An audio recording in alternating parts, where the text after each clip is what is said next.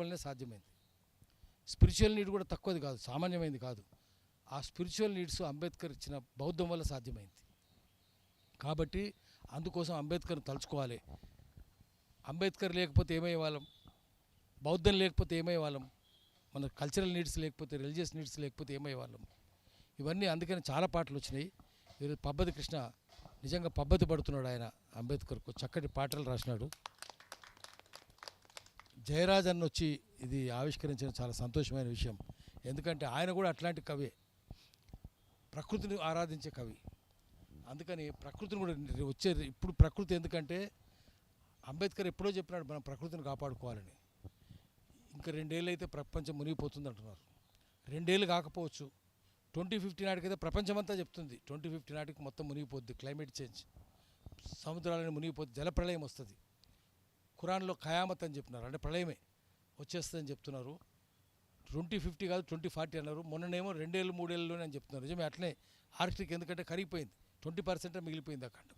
కాబట్టి ఆర్కిటిక్ మంచు ఖండం కరిగిపోతే ఏమవుతుంది, మొత్తం మునిగిపోతుంది. ఇంకా 20% కరిగిపోతే ఫినిష్. ఇంకా అందుకనే వీటన్నిటి మీద మొదటి నుంచి గొంతెత్తి గలమెత్తి కలమెత్తి రాస్తున్న వ్యక్తి జయరాజ్ అన్న. ఆయన వచ్చి ఆవిష్కరించడం చాలా సంతోషంగా ఉంది. ఇంకా ముందు ముందు ఆయన కవిత్వం అంతా ఇప్పటికే ప్రకృతి గురించి చాలా రాసినాడు, పుస్తకాలు వేసినాడు, అవన్నీ అద్భుతమైన పుస్తకాలు వేసినాడు.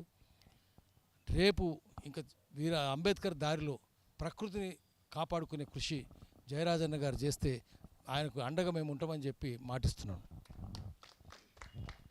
థ్యాంక్ యూ అన్నగారు, ధన్యవాదాలు. నిజంగా శ్రీకృష్ణ ఇలాంటి రైట్ టైంలో మంచి వీడియో చేయడం చాలా సంతోషం. కాబట్టి అన్న, శిలవు నీవే శిల్పాని నీవే కదనా పాట, అదే చాలా అద్భుతమైన పాట. ఖచ్చితంగా మీరు యూట్యూబ్లో కూడా ఉంటుంది, చూడండి.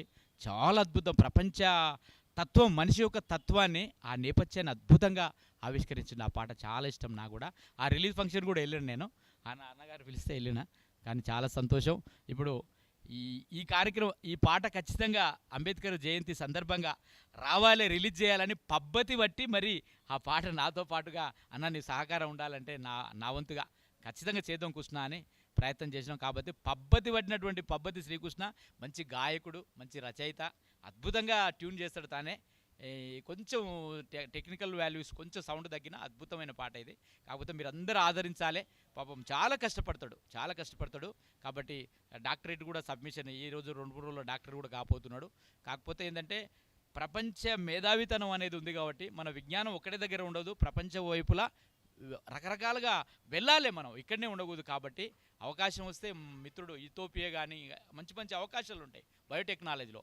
మనం ఉద్యమం చేయాలా, మనం ఒక స్థానాన్ని నిలుపుకోవాలా. తర్వాత ఏదైనా సరే వృత్తి ప్రవృత్తి ఒకటి ఉండాలని నా సంపూర్ణంగా నమ్ముతాను. నేను కూడా చిన్న జాబ్ చేసుకుంటాను, కళలను అభిమానిస్తాను. కాబట్టి శ్రీకృష్ణ కూడా ఆ దశలోనే ముందరికి పోవాలని, ఆయన డాక్టర్ కూడా పూర్తి కావాలని కోరుకుంటున్నాను. ఈ సందర్భంగా శ్రీకృష్ణ గారు 2 మాటలు.